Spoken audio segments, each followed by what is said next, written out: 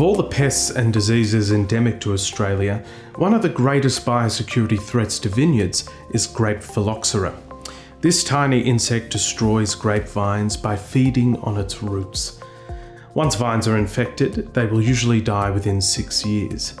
Native to North America, Phylloxera spread to Europe and then Australia during the latter part of the 19th century, decimating vineyards caught in its path. Phylloxera can be transmitted in grapevine material and grape products, or other things that come into contact with grapevine material, such as vineyard soil, and therefore can be carried on agricultural equipment, machinery, and clothing worn by contract crews. In spite of the obvious threat to our businesses, do wine grape growers like me really care about best practice Phylloxera management? To find an answer to this, Agriculture Victoria undertook a social research project in 2018. The research looked into attitudes of Victorian wine grape growers concerning their on-farm biosecurity and Phylloxera management practices. I know what biosecurity is. It's that TV show. Not exactly. Depending on the attitudes of the growers and managers to best practice on-farm Phylloxera management, their biosecurity actions can play a critical role in preventing the spread of Phylloxera and other biosecurity risks that are never far away. So, what are the attitudes that determine whether or not growers either adopt or reject best practice on-farm Phylloxera management? Resignation. The social research showed this was the most common attitude of larger operators, particularly those located within the Maroondah Phylloxera infested zone of the Yarra Valley.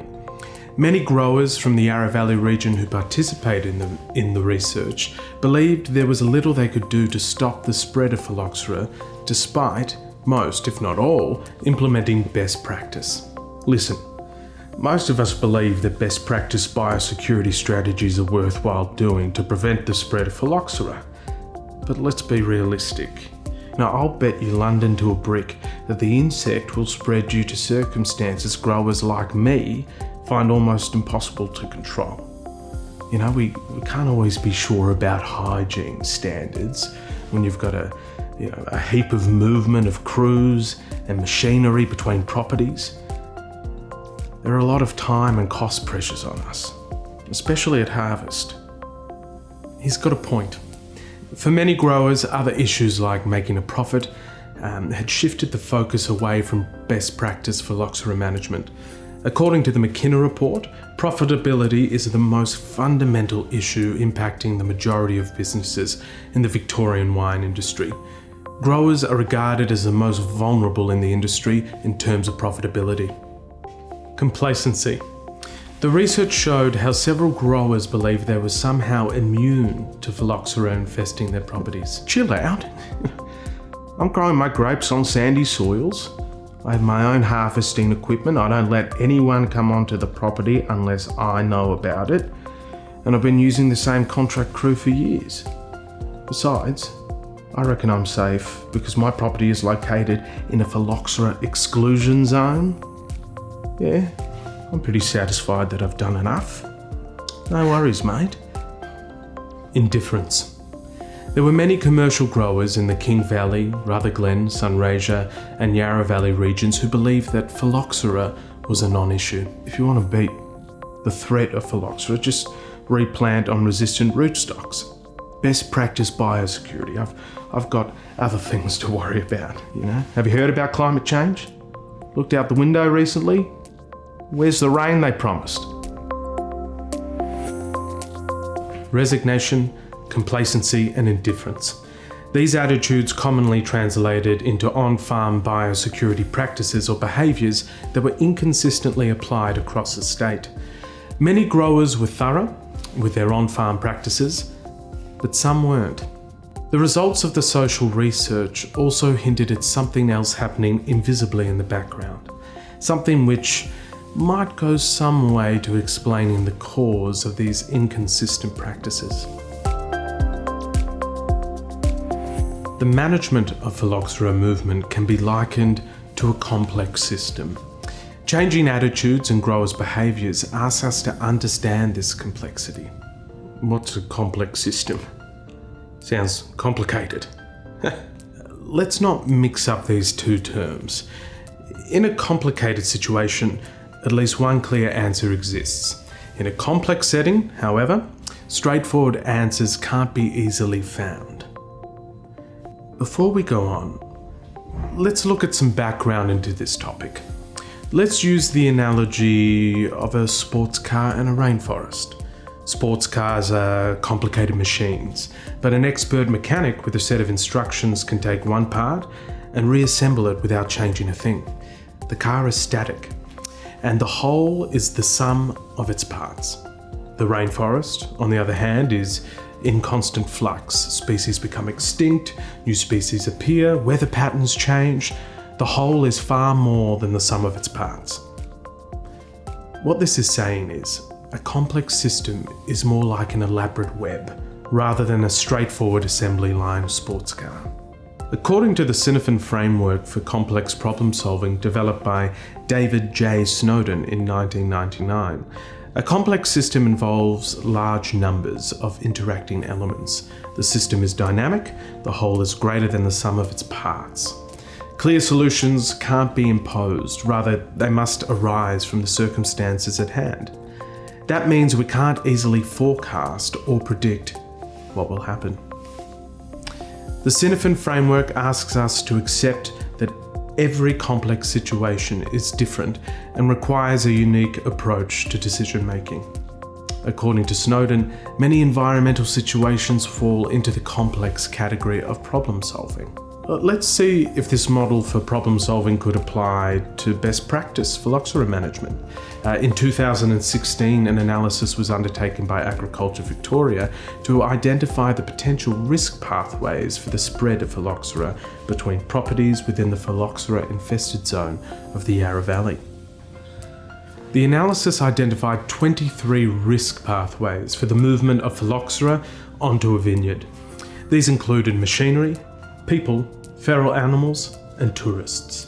To mitigate each risk pathway, growers are directed to the National Phylloxera Management Protocols, which contain a prescribed set of disinfestation standards that, if applied to affected host material, will prevent the movement of Phylloxera.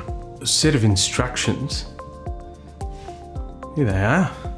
Just do it, right? The protocols work, but the approach is one way and straightforward. They are telling growers what the problem is, and they are saying that the solution to Phylloxera management lies with them taking action using the protocols. But Phylloxera management has shifted to the realm of the complex. Phylloxera manifests itself as several genotypes. It lives in many different soil types, is transferred by multiple pathways, has a long litany of protocols to mitigate its risk of transference, and its management is influenced by human interaction and growers' attitudes. What are you saying? I'm a bit confused. It suggests that growers like you are being asked to take a solution for a complicated problem, that is, a clear set of standard instructions, the national protocol, and apply it to a complex environmental situation like a rainforest. That requires a unique and specific approach. Growers are not assembling a production line Ferrari. They're dealing with the web-like complexity of nature. The protocols can stop the spread of Phylloxera, there's not much doubt about that, but the long-term solution for Phylloxera management also needs to take into account growers, their attitudes and their circumstances, and how these affect the application of the protocols. Maybe the current approach to Phylloxera management is not enough to ultimately stop its spread. A simple set of instructions, the national protocol, only provides a part of the solution. Competing interests for growers' time and financial resources, climate change, access to water, The struggle to stay profitable, in turn, give rise to feelings of resignation, which may explain the inconsistencies in the application of best practice phylloxera management. The social research suggests the real problem isn't preventing the movement of phylloxera, but maybe it's our way of looking at the problem for solving it.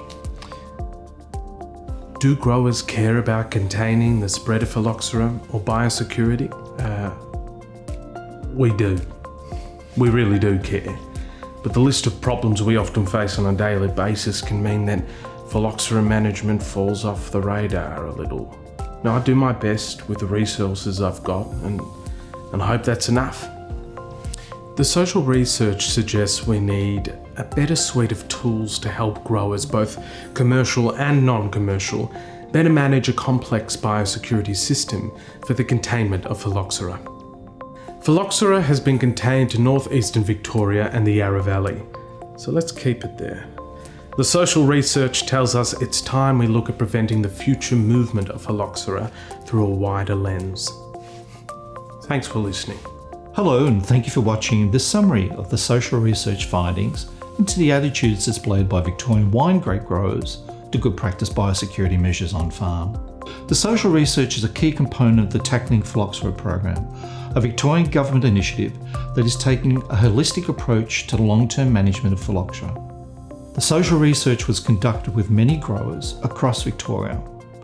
It shows there is no one clear-cut reason for why phylloxera spreads. There's no one silver bullet for containing its spread. However, the research did strongly indicate that good practice biosecurity measures are the best form of insurance for a wine grape growing business. They can help to protect the grower's most important asset, their vines.